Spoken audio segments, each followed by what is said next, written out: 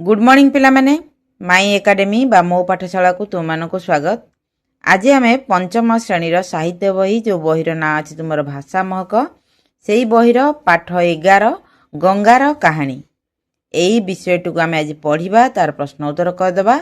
तेणु भिडटी को शेष पर्यंत देख आ भिडटी भल लगे लाइक आउ शेयर करदब।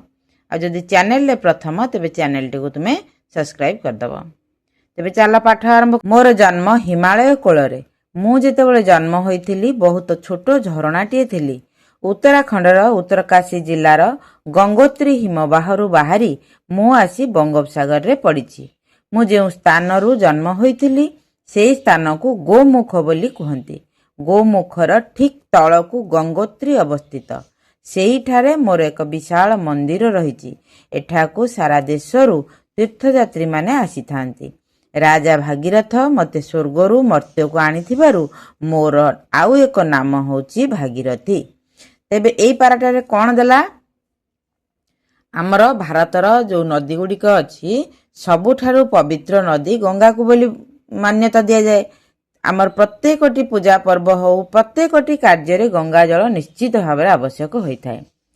से गंगार कहानी आज आम पढ़ा। गंगार उत्पत्ति स्थल कौटी, गंगा कौ कौ बाट देकी जाइछि, शेष रे किपरि भाव रे बंगोपसागर रे पड़िछि, आ कौ कौ जगार तार ना सब कौन कौन दिया जाइछि से विषय आज आम पढ़ा। तेबे गंगा जो नदीटी आमर उत्पत्ति होइछि कौटी ना हिमालय। हिमालयर आमर राज्य भितर जो अच्छी उत्तराखंड जोटा कि देवभूमि बोली मध्य कहा जाए, से उत्तराखंड राज्यर उत्तरकाशी जिला उत्तराखंड राज्यर जो जिला सब अच्छी ता भीतर उत्तरकाशी जिलार गंगोत्री हिमबाह हिमालयरू बाहरी थिबारु एटुकु आमे हिमबाहरु तैयारी होइछि माने सृष्टि होइछि बोली आमे कहिबा। से जगाटा ना होछि गंगोत्री बा से हिमबाहर ना होछि गंगोत्री। से निर्दिष्ट स्थानर माने अल्प अल्प दूरतार मध्य से हिमालय पर्वतर लागिकी रहिथिबा स्थान गुड़िकर ना भी अलग अलग। तेणु ए उत्तरकाशी जिलार गंगोत्री हिमबाहरु बाहरिकी मु बंगोपसागर पड़िछि। शेष रे गंगा कोठी पड़िछि ना बंगोपसागर।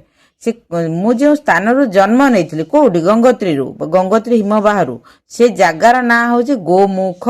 कहीं ना से जो जगाटार आकृति गाईर मुह भली देखा जाउथला सेथिपई से जगार ना अछि गोमुख। तुमको मु गोटे मैप रे देखि देबी जे एई गंगार गतिपथ हमर गोमुख ठारू किपरि बंगोपसागर पर्यंत पड़िछि सेटुकु मु तुम मानको मैप माध्यम रे देखि देबी। तेबे आग विषय वस्तुटुकु चलो पढ़ी दबा। गोमुखर ठीक तळकु गंगोत्री अवस्थित। सेईठारे मोर गोटे विशाल मंदिर अच्छी। गंगोत्री कूल गोटे गंगा नदीर गोटे विशाल मंदिर अच्छी। से मंदिर को सारा देशरु तीर्थयात्री माने आसी थांती। आउ से जगार गंगार ना हो जाइछि भागीरथी। कहीं ना भगीरथ राजा गंगा को स्वर्गरु मर्त्य को आनी तांकर पूर्वपुरुष मानंकु मुक्ति देवा पई। तांकर पूर्वपुरुष माने निर्दिष्ट जगार कौन सी एक कारण पापग्रस्त होते। तेणु से मानकर आत्मा मुक्ति पाई पार नथला। केवल गंगा पानी पाइले बा गंगा स्पर्श पाइले से मानकर मुक्ति हेबो बोली तांको कुहा जिबारु से तपस्या करी गंगा को माने स्वर्गरु मर्त्य को आनिथिले। सेथिपई गंगांकर अन्य एक ना होची भागीरथी। बुझी पारलो। तापरे कौन हैला भागीरथी नदी कोठी पहुंचला ना आमर जो विशाल मंदिर अच्छी गंगोत्री पाखे सेठी ना गंगाकर ना हो जाइछि भागीरथी। सेठू गंगा कुआडे गले ना एई ठारू मु धीरे धीरे तल को अग्रसर हेली। पत्थर को आघात करी पहाड़ को खोली खोली मु आगकू बढ़ी चलिली। जेतेबेले नदीर गतिपथ होची निम्नगामी। नदीर गतिर प्रकृति होची निम्नगामी बा जलर प्रकृति होची से निम्नगामी। तेणु उच्च स्थान बहिला परे से धीरे धीरे धीरे धीरे से तल भाग को ही आसी थाए बा गड़ाणिया जगह को ही आसी थाए। तेणु नदी जेतेबेले हिमालय गंगा नदी जेतेबेले हिमालय बाहरी ତାପରେ ଧୀରେ ଧୀରେ ଧୀରେ ଧୀରେ ତଳକୁ ଗଡ଼ି ଆସିକି ସମତଳ ଜାଗାକୁ ପହଞ୍ଚି ଯାଇଛି। ତେଣୁ ସେ ସେଇଆ କହୁଛି, ଆସିବା ବାଟରେ କେତେ ପଥର, କେତେ ଖାଲ ଢିପ, କେତେ ସବୁ ପାହାଡ଼କୁ କାଟିକିରି ନଦୀ ଯଦି ଗତି କରିବାକୁ ଚାହିଁବ, ତା ଆଗରେ ଯଦି କୌଣସି ପ୍ରକାର ଅବଷ୍ଟାକଲ ଆସିବ, ଆଇଦର ସେ ଅବଷ୍ଟାକଲକୁ ନିଜ ହାତରେ ନିଜେ ହଟେଇ ଦେବ ପାଣିର ସ୍ରୋତରେ, କିମ୍ବା ନଦୀ ନିଜର ଗତିପଥ ବଦଳାଇ ଦେବ। ତେଣୁ ସେଇ କଥା ଗଙ୍ଗା କହୁଛି ଯେ ପାହାଡ଼ ଖୋଳି ଖୋଳିକିରି ମୁଁ ମୋର ଗତିପଥ ବନେଇଛି। ଏହି ସମୟରେ ମୋର ରୂପକୁ ଯିଏ ବି ଦେଖିଛି ସେମାନେ ମୁଗ୍ଧ ହୋଇଯାଆନ୍ତି, କାରଣ ମୁଁ ଅନେକ ପ୍ରାକୃତିକ ସୌନ୍ଦର୍ଯ୍ୟରେ ପରିପୂର୍ଣ୍ଣ ହୋଇଯାଇଥାଏ। ଏକେ ତ ହିମାଳୟର ପ୍ରାକୃତିକ ଦୃଶ୍ୟ ମାନେ ଅବର୍ଣ୍ଣନୀୟ, ତା ସହିତ ଗଙ୍ଗା ନଦୀର ମହତ୍ତ୍ୱ, ଗଙ୍ଗା ନଦୀର କଳକଳନାଦ, ସେସବୁ ଦୃଶ୍ୟ ଯିଏ ଦେଖିଛି ସିଏ ହିଁ କେବଳ ଅନୁଭବ କରିପାରିବ, ଆଉ ସିଏ ହିଁ ତାକୁ ଚେଷ୍ଟା କରିପାରିବ ବର୍ଣ୍ଣନା କରିବା ପାଇଁ, କିନ୍ତୁ ବର୍ଣ୍ଣନା କରିହେବ ନାହିଁ। ଏତେ ସୁନ୍ଦର, ଏତେ ଶବ୍ଦ ହିଁ ନାହିଁ ଶବ୍ଦକୋଷରେ ଗଙ୍ଗା ନଦୀର ପ୍ରକୃତି ବା ଗଙ୍ଗା ନଦୀର ରୂପ ବର୍ଣ୍ଣନା କରିବା ପାଇଁ। ତା ପୁଣି ହିମାଳୟରେ, ହିମାଳୟ ପର୍ବତମାଳା ଭିତରେ ଥିବା ଅବସ୍ଥାରେ ଗଙ୍ଗା ନଦୀର ସୌନ୍ଦର୍ଯ୍ୟକୁ ବର୍ଣ୍ଣନା କରିବା ପାଇଁ ଆମର ଶବ୍ଦକୋଷରେ ଶବ୍ଦ ବି ନାହିଁ। ତେଣୁ ସେ ସେଇ କଥା କହୁଛି, ମୁଁ ଅନେକ ପ୍ରାକୃତିକ ସୌନ୍ଦର୍ଯ୍ୟରେ ପରିପୂର୍ଣ୍ଣ ହୋଇଯାଇଥାଏ, ମୋତେ ଯିଏ ଦେଖେ ତା ମନ ଖୁସି ହେଇଯାଏ, ଆତ୍ମା ଶାନ୍ତି ପାଇଯାଏ। ଅଳକାନନ୍ଦା ମୋ ସହିତ ଦେବପ୍ରୟାଗରେ ଯୋଗ ଦିଅନ୍ତି। ଋଷିକେଶରେ ପହଞ୍ଚିବା ପରେ ମୁଁ ସମତଳ ଭୂମିକୁ ଓହ୍ଲାଇଥାଏ। ଯେତେବେଳେ ମୁଁ କହିଛି ପ୍ରଥମରୁ ଗଙ୍ଗା ନଦୀ ଗତିପଥରେ ଅନେକ ନଦୀ ସହିତ ମିଶିଛନ୍ତି, ଗଙ୍ଗା ନଦୀର ଅନେକ ଶାଖା ନଦୀ ମଧ୍ୟ ବାହାରିଛନ୍ତି। ତେଣୁ ଅଳକାନନ୍ଦା ହେଉଛି ଗୋଟିଏ ମଧ୍ୟ ସେଇ ଆମର ହିମାଳୟ ପର୍ବତରୁ ବାହାରିଥିବା ଗୋଟିଏ ନଦୀ, ଯିଏକି ଦେବପ୍ରୟାଗ ଠାରେ ଆସିକି ଗଙ୍ଗାଙ୍କ ସାଙ୍ଗରେ ମିଶିଛନ୍ତି। ତାପରେ ମିଶି ସାରିଲା ପରେ ଋଷିକେଶରେ ସେମାନେ ଦୁଇଟି ନଦୀ ଗୋଟେ ଜାଗାରେ ମିଶିଗଲା ପରେ ଋଷିକେଶରେ ସେ କ'ଣ କରୁଛନ୍ତି, ସମତଳ ଭୂମିକୁ ଓହ୍ଲେଇଛନ୍ତି। ଏଠାରେ ମୋ କୂଳରେ ଅନେକ ସାଧୁସନ୍ଥ ଓ ମହାପୁରୁଷଙ୍କ ଆଶ୍ରମ ଅଛି। ମୋ ଚତୁଃପାର୍ଶ୍ୱରେ ଅନେକ ସହର ଗଢ଼ି ଉଠିଛି ଏବଂ ବଡ଼ ବଡ଼ କାରଖାନା ମଧ୍ୟ ଖୋଲିଛି। କେଉଁଠି ନା ଏଇ ଯେଉଁ ଗଙ୍ଗା ନଦୀର କୂଳେ କୂଳେ। କଳକାରଖାନା ପାଇଁ ଆମର ନଦୀ ଜଳ ହିଁ ଆବଶ୍ୟକ। ସେ ଗଙ୍ଗା ନଦୀ ହଉ, ମହାନଦୀ ହଉ, ଚିତ୍ରତୋଳା ହଉ, ଲୁଣା ହଉ କି ବଂଶଧାରା ହଉ, ଯାହା ବି ହଉ, ନଦୀ କୂଳ ମାନଙ୍କରେ ହିଁ କଳକାରଖାନା ତିଆରି ହେବ। ଆଉ କଳକାରଖାନାର ଦୂଷିତ ଜଳ ସବୁ ଯାଇ ନଦୀରେ ମିଶିବ, କାରଣ ସମୁଦ୍ର ପାଣି କଳକାରଖାନା ପାଇଁକା ଉପଯୁକ୍ତ ନୁହେଁ। ତେଣୁ ଯେତେ ସବୁ କଳକାରଖାନା ସବୁ ଆମର ନଦୀ କୂଳ ମାନଙ୍କରେ ପ୍ରତିଷ୍ଠିତ। ଆଉ ଯୋଉଠି କାରଖାନା ତିଆରି ହେଲା ସେଠି ସହର ଗଢ଼ି ଉଠିଲା, ସେଠି ଲୋକମାନେ ବାସ କଲେ, ସେ ପରିବେଶ ଧୀରେ ଧୀରେ ଧୀରେ ଧୀରେ ଦୂଷିତ ହେଇଗଲା। ଗଙ୍ଗା ନଦୀ ସେଇ କଥା କହୁଛି ଯେ ମୋ କୂଳରେ ଅନେକ ସାଧୁସନ୍ଥ ମହାପୁରୁଷଙ୍କର ଆଶ୍ରମ ରହିଛି, ତା ସହିତ ଆଉ କ'ଣ ରହିଛି ନା ସହର ବି ରହିଛି, ବଡ଼ ବଡ଼ କାରଖାନା ବି ରହିଛି। ମୁଁ ସବୁବେଳେ ମୋ ଆଖପାଖର ସମସ୍ତ ପରିବେଶକୁ ଜଳ ଯୋଗାଇଥାଏ, ସେଥିପାଇଁ ଏଠାକାର ପରିବେଶ ବେଶ ସୁନ୍ଦର ଓ ମନୋହର ହୋଇପାରିଛି। ଗଙ୍ଗା ନଦୀର କୂଳେ କୂଳେ ଯେତେ ସବୁ ଜାଗା ବହୁତ ସୁନ୍ଦର, ପ୍ରାକୃତିକ ସୌନ୍ଦର୍ଯ୍ୟରେ ଭରପୁର। ପିଲାମାନେ ବା ଯେଉଁ ଆମର ମଣିଷ କର୍ମମୟ ଜୀବନରୁ ମୁକ୍ତି ପାଇବା ପାଇଁକା, ଟିକେ ଶାନ୍ତି ପାଇବା ପାଇଁକା, ଟିକେ ନିରବରେ ପ୍ରକୃତିକୁ ଉପଭୋଗ କରିବା ପାଇଁକା, ନିଜ ଜୀବନକୁ ଉପଭୋଗ କରିବା ପାଇଁକା ସମସ୍ତେ ଏଇ ପ୍ରକୃତି କୂଳକୁ ହିଁ ଦୌଡ଼ି ଯାଆନ୍ତି ଖରାଦିନ ମାନଙ୍କରେ। ଆଉ ବର୍ଷା ଦିନ ମାନଙ୍କରେ ଏଇ ପ୍ରକୃତିର ଯେଉଁ କରାଳ ରୂପ, କାରଣ ମଣିଷ ଯେତେବେଳେ ସହର ଗଢ଼ିଲା, କଳକାରଖାନା ତିଆରି କଲା, ଏଇ ପ୍ରକୃତିକୁ ନଷ୍ଟ କରିକି ହିଁ ତିଆରି କଲା ନା। ତେଣୁ ପ୍ରକୃତି ତାର ନିଜ ରୂପଟାକୁ ସୌନ୍ଦର୍ଯ୍ୟ କରି ରଖିଛି ବା ସେ ନିଜକୁ ସଂଗଠିତ କରି ରଖିଛି ମଣିଷମାନଙ୍କର ଉପକାର ପାଇଁ, କିନ୍ତୁ ମଣିଷମାନେ ତାକୁ ଖୋଳି ତାଡ଼ି ସେଠାରେ ନିଜ ଇଚ୍ଛା ଅନୁସାରେ ଯେତେବେଳେ ଘରଦ୍ୱାର, କଳକାରଖାନା ଏସବୁ ତିଆରି କଲେ, ତେଣୁ ପ୍ରକୃତି ନିଜର କରାଳ ରୂପ ତ ଦେଖେଇବ। ଯେତେବେଳେ ପ୍ରକୃତି ନିଜର କରାଳ ରୂପ ଦେଖାଉଛି, ସେତେବେଳେ ମଣିଷ ତ ଲେଶ ମାତ୍ର, ଈଶ୍ୱର ବି ତାଙ୍କ ଠାରେ ରକ୍ଷା ପାଇପାରିବେ ନାହିଁ। ତେଣୁ ସେ ଗଙ୍ଗୋତ୍ରୀ କ'ଣ କହୁଛନ୍ତି, ଏଠି ଦେଖ, ଏଠି ଗଙ୍ଗୋତ୍ରୀ, ଏଠି ସୁନ୍ଦର, କେତେ ସୁନ୍ଦର ଦୃଶ୍ୟ। ତାପରେ ଦେଲା, ମୁଁ ସବୁବେଳେ ମୋ ଆଖପାଖରେ ସମସ୍ତ ପରିବେଶକୁ ଜଳ ଯୋଗାଇଥାଏ, ସେଥିପାଇଁ ଏଠାକାର ପରିବେଶ ବେଶ ସୁନ୍ଦର ଓ ମନୋହର ହୋଇପାରିଛି। ମୋ କୂଳରେ ଦୁଇଟି ପ୍ରସିଦ୍ଧ ତୀର୍ଥସ୍ଥାନ ରହିଛି, ଋଷିକେଶ ଆଉ ହରିଦ୍ୱାର। ଏ ଦୁହେଁ ଆଜି ବି ମୋ କୂଳରେ ଶୋଭା ପାଉଛନ୍ତି। ଏ ସ୍ଥାନର ପ୍ରାକୃତିକ ସୌନ୍ଦର୍ଯ୍ୟ ଓ ପରିବେଶ ବେଶ ଶାନ୍ତିପୂର୍ଣ୍ଣ ଓ ମନୋରମ। ହରିଦ୍ୱାରର ପ୍ରତି 12 ବର୍ଷରେ ଥରେ କୁମ୍ଭମେଳା ଅନୁଷ୍ଠିତ ହୁଏ। ଏହି କୁମ୍ଭମେଳାକୁ ଭାରତ ବାହାରୁ ମଧ୍ୟ ଅନେକ ଲୋକ ସେମାନଙ୍କର ମନୋକାମନା ପୂରଣ କରିବା ପାଇଁ ଆସିଥାନ୍ତି, ହରିଦ୍ୱାର ଆସିଥାନ୍ତି। ଆଚ୍ଛା, ଏଠି ସେ କ'ଣ ଦେଲା ନା ମୋ କୂଳରେ ଦିଟା ତୀର୍ଥସ୍ଥାନ, ମୁଖ୍ୟ ତୀର୍ଥସ୍ଥାନ ଦିଟା ଅଛି ସମତଳ ଭୂମିକୁ ଆସିଲା ପରେ। କିଏ କିଏ ନା ଋଷିକେଶ ଆଉ ହରିଦ୍ୱାର। ଋଷିକେଶ ଆଉ ହରିଦ୍ୱାର ଠାରୁ ମୁଁ ହରିଦ୍ୱାରଟା ଦେଖିଛି, ଋଷିକେଶ ଦେଖିନି। ଆମେ ଯେଉଁ ହରିଦ୍ୱାର ଯାଇଥିଲୁ, ସତରେ ଅବର୍ଣ୍ଣନୀୟ। ମାନେ ସେ ସ୍ଥାନ ଛାଡ଼ିକି ଆସିବା ପାଇଁ ଆଦୌ ଇଚ୍ଛା ହେଉନଥିଲା। କିନ୍ତୁ ମାନେ ଖାଲି ସୁନ୍ଦର ନୁହେଁ, ଗୋଟେ ଆଧ୍ୟାତ୍ମିକ ପରିବେଶ ବି ଥିଲା। ଶରୀର ଭିତରେ ବି ଗୋଟେ ଆଧ୍ୟାତ୍ମିକତା ଭାବ ସୃଷ୍ଟି ହେଉଥିଲା। ମନଟା ସବୁବେଳେ ପବିତ୍ର ପବିତ୍ର ଲାଗୁଥିଲା। ସେ ପରିବେଶରୁ ଛାଡ଼ିକି ଆସିବା ପାଇଁ ଆଦୌ ଇଚ୍ଛା ନଥିଲା। ତେବେ ସେ ଯାହା ବି ହେଉ, ତୁମାନେ ଯଦି କିଏ ହରିଦ୍ୱାର ଯାଇଛ ତାହେଲେ ମୋତେ କହିବ। ତାହେଲେ ଏଇ ଦୁହେଁ ଆଜି ବି ମୋ କୂଳରେ ଶୋଭା ପାଉଛନ୍ତି।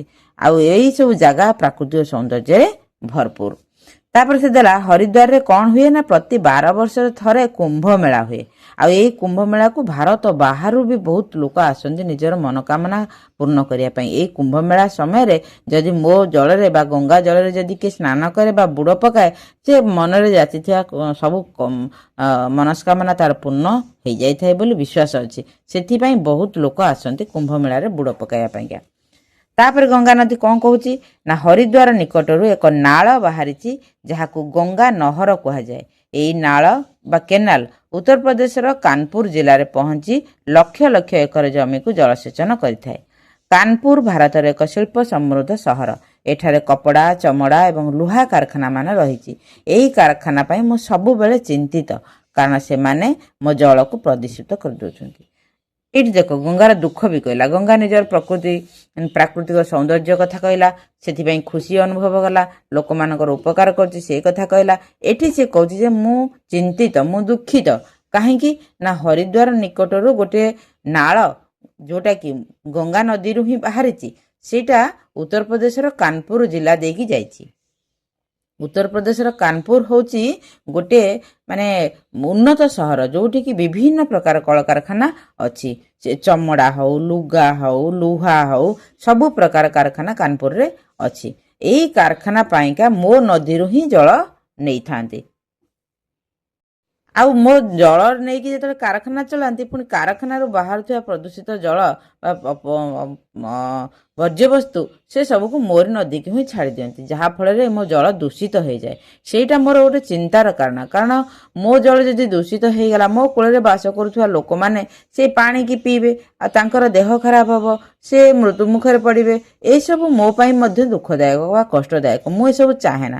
ମୁଁ ଚାହେଁ ପ୍ରକୃତିକୁ ସୁନ୍ଦର ରଖିବି, ମୁଁ ଚାହେଁ ଲୋକମାନଙ୍କର ଉପକାର କରିବି, ମୁଁ ଚାହେଁ ଲୋକମାନଙ୍କୁ ସୁସ୍ଥ ଜୀବନ ଦେବି, ବିଶୁଦ୍ଧ ଜଳ ଦେବି। କିନ୍ତୁ ଯଦି ମୋ ଜଳ ଦୂଷିତ ହେଇଗଲା, ମୋତେ ତ କଷ୍ଟ ଲାଗିବ ନା।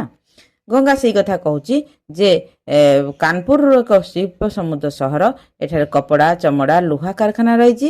ଏହି କାରଖାନାର ଜଳ ମୋ ଦେହରେ ମିଶିବା ଯୋଗୁଁ ମୋ ଜଳ ପ୍ରଦୂଷିତ ହୋଇଯାଉଛି। ଏଇଟା ହିଁ ମୋର ଚିନ୍ତାର କାରଣ।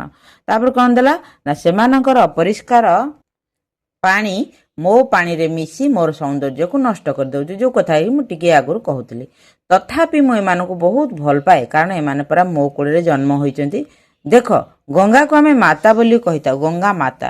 ତେଣୁ ତାଙ୍କର ବି ମାର ହୃଦୟ ଅଛି।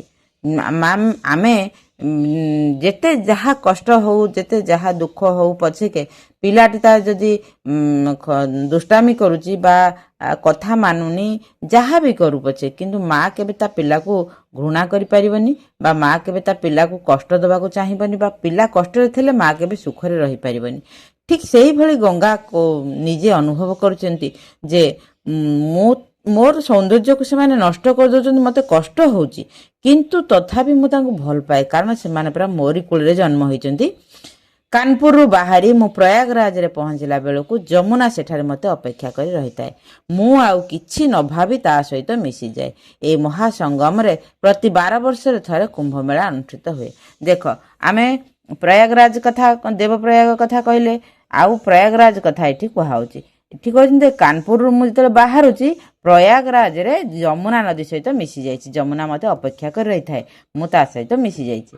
ତାପରେ କ'ଣ ହେଇଛି, କିଛି ଏଇ ଯେଉଁ ଆମେ ମିଶି ସାରିଲା ପରେ ଆମର ଗୋଟେ ସଙ୍ଗମ, ଗଙ୍ଗା ଆଉ ଯମୁନା ମିଶିଗଲେ ଏଇ ଯେଉଁ ମହାସଙ୍ଗମ ସ୍ଥଳ, ସେଠି ମଧ୍ୟ 12 ବର୍ଷରେ ଥରେ କୁମ୍ଭମେଳା ଅନୁଷ୍ଠିତ ହେଉଛି। ଏଇ କୁମ୍ଭମେଳାକୁ ମଧ୍ୟ ବହୁତ ତୀର୍ଥଯାତ୍ରୀ ବା ବହୁତ ଲୋକମାନେ ଆସନ୍ତି ମୋ ପାଣିରେ ବୁଡ଼ ପକାଇବା ପାଇଁକା। ମୁଁ ପୁଣି ଆଗକୁ ଚାଲେ। ଆଗରେ ଯାଇକି ବାରାଣାସୀରେ ପହଞ୍ଚେ। ବାରାଣାସୀକୁ କାଶୀ କହୁଥିବାର କଥା ମୁଁ ସେଇଠାରେ ହିଁ ଶୁଣିଲି। ଏହି ଜାଗାରେ ମଧ୍ୟ ଅନେକ ଶ୍ରଦ୍ଧାଳୁଙ୍କ ସହିତ ସାକ୍ଷାତ ହୁଏ, କାରଣ ଲୋକେ କହନ୍ତି ଏହା ଏକ ପ୍ରସିଦ୍ଧ ତୀର୍ଥସ୍ଥାନ। ଗଙ୍ଗା ଯେଉଁ ବାଟ ଦେଇକି ଯାଇଛି ସେ ପ୍ରତ୍ୟେକଟି ଜାଗା ହେଉଛି ତୀର୍ଥସ୍ଥାନ। ଯେଉଁଠି ବି ତମେ ଗଙ୍ଗାରେ ବୁଡ଼ ପକାଇଲେ ବା ଗଙ୍ଗାରେ ସ୍ନାନ କଲେ ସେଇ ଏକା ମହାତ୍ମା ପାଇପାରିବ। ତେଣୁ ସେ କହୁଛି, ଗଙ୍ଗା କହୁଛି କ'ଣ ନା, ମୁଁ ଯମୁନା ସାଙ୍ଗରେ ମିଶିକିରି ଯେତେବେଳେ ତଳକୁ ଆସୁଛି ସେଠି କୁମ୍ଭମେଳା ହେଉଛି ପ୍ରୟାଗରାଜରେ, ତାପରେ ମୁଁ ଆଗେଇ ଚାଲୁଛି। ଆଗେଇ ଗଲା ପରେ କେଉଁଠି ପହଞ୍ଚୁଛି ନା ବାରାଣାସୀରେ ପହଞ୍ଚୁଛି। ସେ ବାରାଣାସୀକୁ କାଶୀ କୁହନ୍ତି ସେଠି। ଆଉ କ'ଣ ହେଉଛି ନା ମୋ କୂଳରେ ସେଠି ମଧ୍ୟ ବହୁତ ଶ୍ରଦ୍ଧାଳୁ ଅଛନ୍ତି, ବହୁତ ସାଧୁ ସନ୍ଥ ମଧ୍ୟ ବାସ କରୁଛନ୍ତି। ସେଠି ତାଙ୍କ ସହିତ ମୋର ଦେଖା ସାକ୍ଷାତ ହୁଏ। ଲୋକେ କୁହନ୍ତି ଏଇଟା ଗୋଟେ ପ୍ରସିଦ୍ଧ ତୀର୍ଥ ସ୍ଥାନ। ଏତେ ରାସ୍ତା ଅତିକ୍ରମ କରିସାରିଲା ପରେ ମୁଁ ଶେଷରେ ପଶ୍ଚିମବଙ୍ଗରେ ପହଞ୍ଚେ। କେତେ ବାଟ ସେ ଆସି ସାରିଲାଣି, ହିମାଳୟରୁ ଆସିକି ପଶ୍ଚିମବଙ୍ଗ ପର୍ଯ୍ୟନ୍ତ ପହଞ୍ଚିଲାଣି। ସେଠି କ'ଣ ହେଉଛି ନା ମୁଁ ଦୁଇଟି ଧାରାରେ ବିଭକ୍ତ ହୋଇଯାଏ। ଗଙ୍ଗା ଏପର୍ଯ୍ୟନ୍ତ କ'ଣ କହୁଥିଲା ନା କେଉଁଠି ଅଳକନନ୍ଦା ନଦୀ ଆସି ମିଶିଛି, କେଉଁଠି ଯମୁନା ଆସି ମିଶିଛି। ଗଙ୍ଗା ଏପର୍ଯ୍ୟନ୍ତ 2 ଭାଗ ହେଇନଥିଲା। ଗଙ୍ଗା ଏକାଠି ହେଇକି ଚାଲୁଥିଲା, କିନ୍ତୁ ପଶ୍ଚିମବଙ୍ଗରେ ପହଞ୍ଚି ସାରିଲା ପରେ ଗଙ୍ଗା ଏଠି 2 ଭାଗ ହେଇଯାଇଛି। ସେଇ କଥା ଏଠି ଦେଇଛି ଯେ ଏତେ ରାସ୍ତା ଅତିକ୍ରମ କରିସାରିଲା ପରେ ମୁଁ ଶେଷରେ ପଶ୍ଚିମବଙ୍ଗରେ ପହଞ୍ଚେ। ଏଇଠି ମୁଁ 2ଟି ଧାରାରେ ବିଭକ୍ତ ହୋଇଯାଇଛି।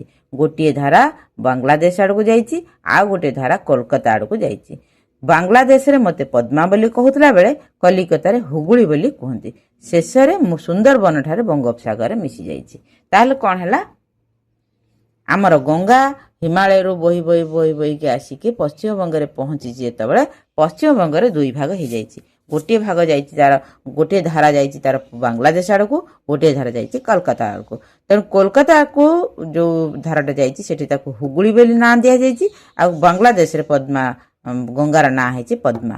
ତାପରେ ହୁଗୁଳି ନଦୀ ଦେଇ ହୁଗୁଳି ବାଟ ଦେଇ ଗତି କଲାବେଳେ ବା କଲିକତା ଦେଇ ଗତି କଲାବେଳେ ସେ ଯାଇ ପହଞ୍ଚି ସୁନ୍ଦରବନରେ।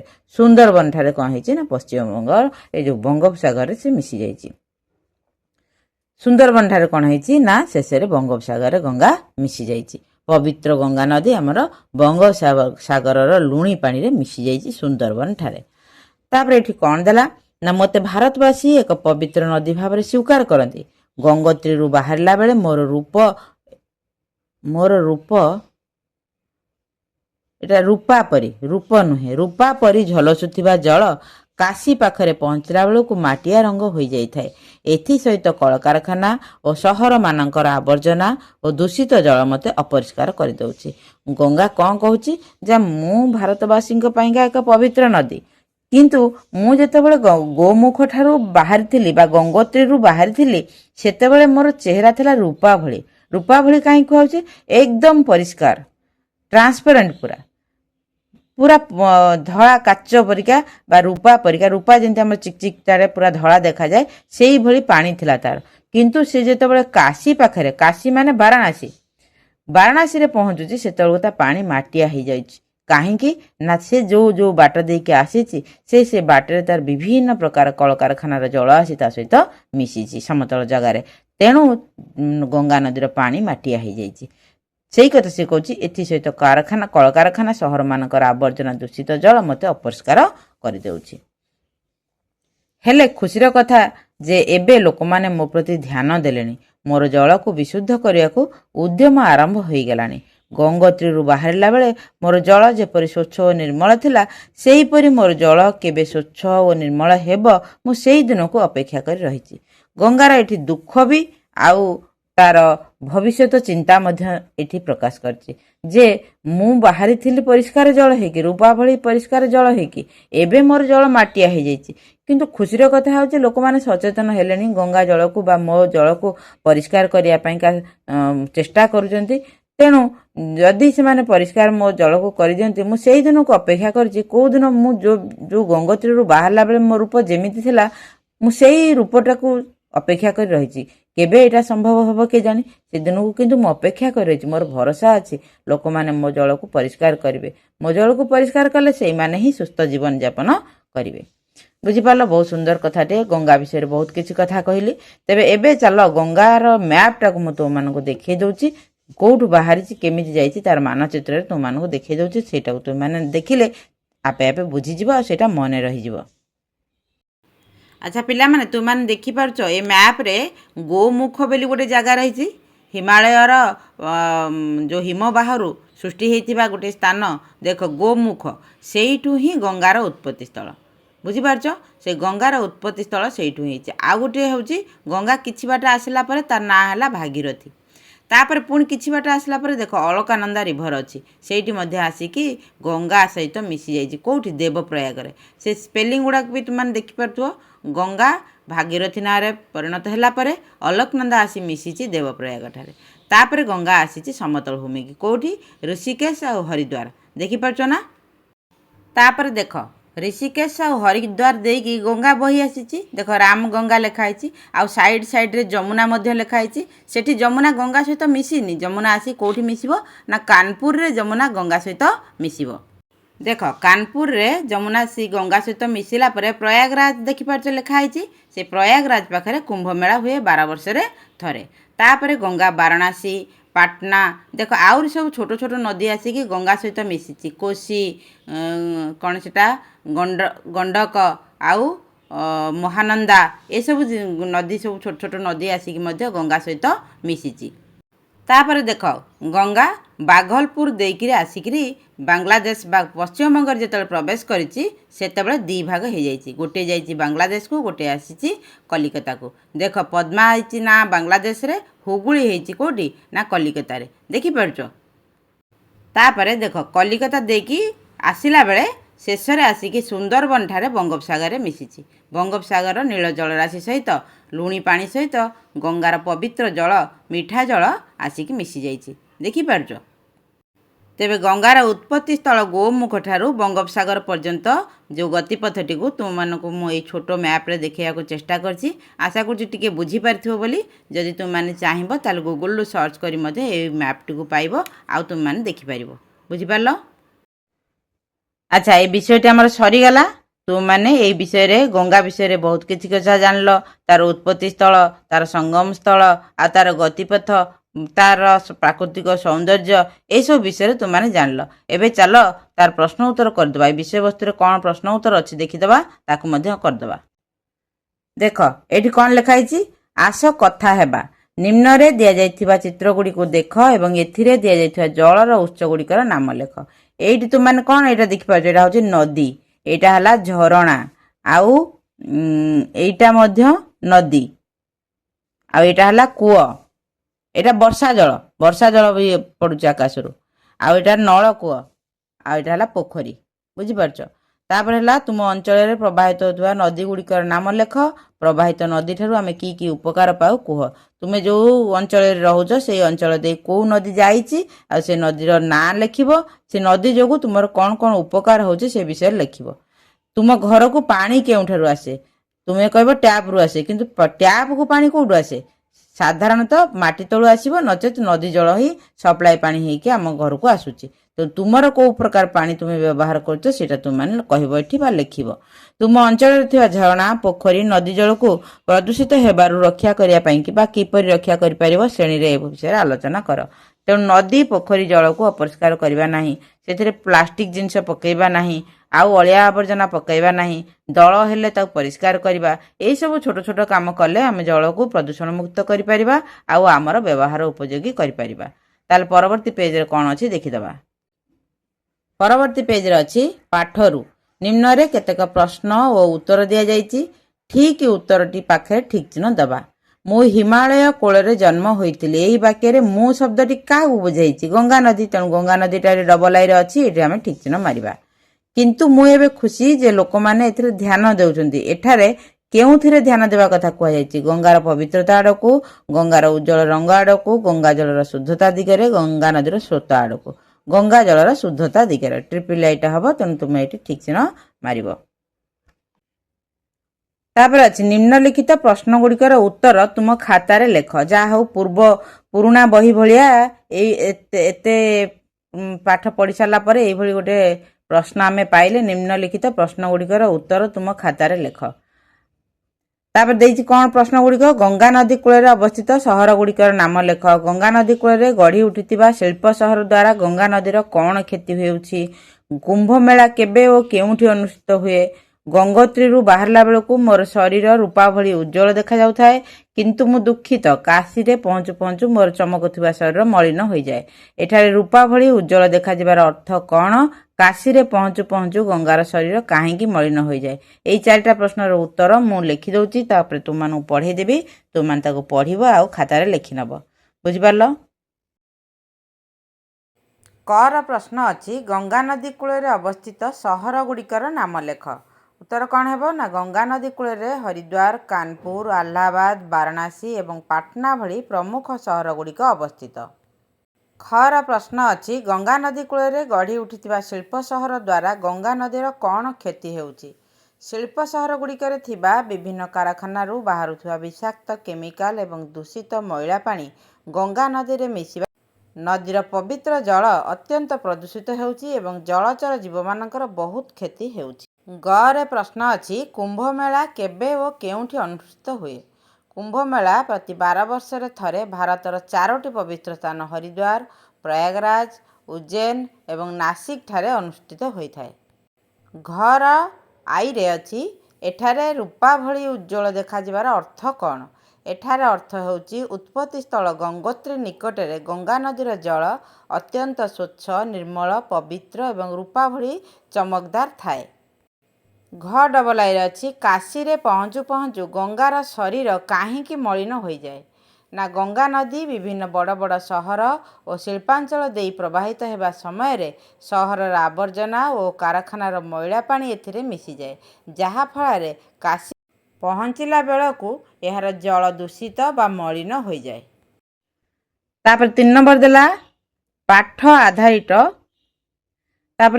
ଦେଲା ପାଠ ଆଧାରିତ ଠିକ୍ ଉକ୍ତି ପାଖରେ ଠିକ୍ ଚିହ୍ନ, ଭୁଲ ଉକ୍ତି ପାଖରେ ଭୁଲ ଚିହ୍ନ ଦିଅ। ଗଙ୍ଗା କୂଳରେ ଅନେକ ତୀର୍ଥସ୍ଥାନ ଅଛି, ଠିକ୍। ଗଙ୍ଗା ଆରାବଳୀ କୂଳରେ ଜନ୍ମଗ୍ରହଣ କରିଥିଲା, ଭୁଲ। କାରଖାନାରୁ ବାହାରୁଥିବା ମଇଳା ପାଣି ଗଙ୍ଗା ଜଳକୁ ପ୍ରଦୂଷିତ କରୁଛି, ଠିକ୍। ପଶ୍ଚିମବଙ୍ଗରେ ଗଙ୍ଗା 3ଟି ସ୍ରୋତରେ ବିଭକ୍ତ ହୋଇଛି, ଭୁଲ। ଗଙ୍ଗାର ଅନ୍ୟ ନାମ ଭାଗୀରଥୀ, ଠିକ୍। ବୁଝିହେଲା? ତାପରେ ମେଳ କର। ସ୍ତମ୍ଭ ମିଳନ ଗୋଟେ ଦେଇଛି। କ ସ୍ତମ୍ଭରେ ଅଛି ଗଙ୍ଗାର ଉତ୍ପତ୍ତି, ଦେବପ୍ରୟାଗ, ଶିଳ୍ପ ସହର, ବାଂଲାଦେଶ, ପବିତ୍ର ତୀର୍ଥସ୍ଥାନ ବାରାଣାସୀ, ଗୋମୁଖ, ପଦ୍ମା ନଦୀ, ଅଳକାନନ୍ଦା, କାନପୁର। ତାହେଲେ ଗୋଟେ ଦେଇଦେଇଛି ଗଙ୍ଗାର ଉତ୍ପତ୍ତି ଗୋମୁଖ। ତାପରେ ଦେବପ୍ରୟାଗଟା କୋଉଠି? ଦେବପ୍ରୟାଗଟା ଲାଗିବ ଅଳକାନନ୍ଦା। ଶିଳ୍ପ ସହର କାନପୁର, ବାଂଲାଦେଶ, ପଦ୍ମା ନଦୀ, ପବିତ୍ର ତୀର୍ଥସ୍ଥାନ ବାରାଣାସୀ। ବୁଝିହେଲା? ତାପରେ କ'ଣ ଦେଇଛି ପେଜରେ ଦେଖିଦେବା। ତାପରେ ଭାଷାର କଥା, ନିମ୍ନଲିଖିତ ବାକ୍ୟକୁ ପଢ଼। ହରିଦ୍ୱାରରେ ପ୍ରତି 12 ବର୍ଷରେ ଥରେ କୁମ୍ଭ ମେଳା ଅନୁଷ୍ଠିତ ହୁଏ। ଏହି ବାକ୍ୟରେ ହୁଏ ଶବ୍ଦ ହେବା କ୍ରିୟାର ମୂଳ ରୂପ ଅଟେ। ନିମ୍ନଲିଖିତ ବାକ୍ୟରେ ହେବ କ୍ରିୟାର ବିଭିନ୍ନ ରୂପକୁ ବ୍ୟବହାର କରି ଖାଲି ସ୍ଥାନ ପୂରଣ କର। ସେଗୁଡ଼ିକୁ ବନ୍ଧନୀ ମଧ୍ୟରେ ଦିଆଯାଇଛି। କୁମ୍ଭ ମେଳାରେ ଅସଂଖ୍ୟ ଲୋକ ଏକତ୍ରିତ ହୁଅନ୍ତି। ତୁମେ ଯେତେବେଳେ ଆସ ମୁଁ ବହୁତ ଖୁସି ହୁଏ। ସେଦିନ ସକାଳେ ଆମ ଘରେ ବହୁତ ଲୋକ ଏକାଠି ହେବେ। ପର୍ବତମାଳାର ସୌନ୍ଦର୍ଯ୍ୟ ଅତ୍ୟନ୍ତ ମନମୁଗ୍ଧକର ହୋଇଛି। ଏହି କାମ ଗତକାଲି ହେବାର ଥିଲା, କିନ୍ତୁ କୌଣସି କାରଣରୁ ଏହି କାମ ହୋଇପାରିବ ନାହିଁ। ବୁଝିହେଲା? ତାପରେ ପାଠରେ ହିମାଳୟ ଶବ୍ଦଟି ହିମ ଏବଂ ଆଳୟ ଶବ୍ଦ ମିଶି ଗଠିତ। ସେହିପରି ନିମ୍ନରେ ଲେଖାଯାଇଥିବା ଶବ୍ଦଗୁଡ଼ିକୁ ମିଶାଇ ନୂତନ ଶବ୍ଦ ତିଆରି କର। ପୁସ୍ତକ ଆଳୟ, ପୁସ୍ତକାଳୟ। ଦେବ ଆଳୟ, ଦେବାଳୟ। ବିଦ୍ୟା ଆଳୟ, ବିଦ୍ୟାଳୟ। ମେଘ ଆଳୟ, ମେଘାଳୟ। ଭୋଜନ ଆଳୟ, ଭୋଜନାଳୟ। ବୁଝିହେଲା? এইଭଳି ତୁମେ ଏଇ ଶବ୍ଦ ଯେମିତି ଲେଖା ହେଇଛି ସେମିତି ତୁମେ ତଳେ ସବୁ ଲେଖିଦେବ। ତାପରେ କ'ଣ କିଛି ଅଛି କି ନାହିଁ ଦେଖିଦେବା। ତାପରେ ଏଗୁଡ଼ିକ ଯାହା ଅଛି ଓରାଲ ଅଛି, ଏଗୁଡ଼ିକ ତୁମମାନେ ନିଜେ କରିଦେବ। ତେବେ ଏ ବିଷୟବସ୍ତୁଟି ତୁମର ସରିଗଲା। ଆମେ ବିଷୟବସ୍ତୁଟିକୁ ବୁଝିଦେଲେ ଆଉ ତାର ପ୍ରଶ୍ନ ଉତ୍ତର ମଧ୍ୟ କରିଦେଲେ। ଆଶା କରୁଛି ତୁମମାନେ ବିଷୟବସ୍ତୁଟିକୁ ବୁଝିପାରିଥିବ ଆଉ ପ୍ରଶ୍ନ ଉତ୍ତର ଗୁଡ଼ିକ ମଧ୍ୟ ଲେଖିଦେଇଥିବ। ତେଣୁ ଯଦି ଭିଡ଼ିଓଟି ଭଲ ଲାଗିଥିବ ତାହେଲେ ଭିଡ଼ିଓଟିକୁ ଲାଇକ୍ ଆଉ ସେୟାର କରିଦେବ। ଆଉ ଚ୍ୟାନେଲରେ ପ୍ରଥମ ଥିଲେ ଚ୍ୟାନେଲଟିକୁ ତୁମେ ସବସ୍କ୍ରାଇବ୍ କରିଦେବ। ଆଉ ଏକ ଭିଡ଼ିଓରେ ପୁଣି ଥରେ ତୁମମାନଙ୍କ ସହିତ ଦେଖାହେବ। ସେ ପର୍ଯ୍ୟନ୍ତ ସୁସ୍ଥ ରୁହ, ସୁରକ୍ଷିତ ରୁହ। ଆଉ ସବୁଠାରୁ ବଡ଼ କଥା ହେଲା ପ୍ରକୃତିକୁ ବଞ୍ଚେଇ ରଖିବାରେ ନିଜର ଅବଦାନ ଦିଅ। ରହୁଛି। ଗଡ୍ ବ୍ଲେସ୍ ୟୁ।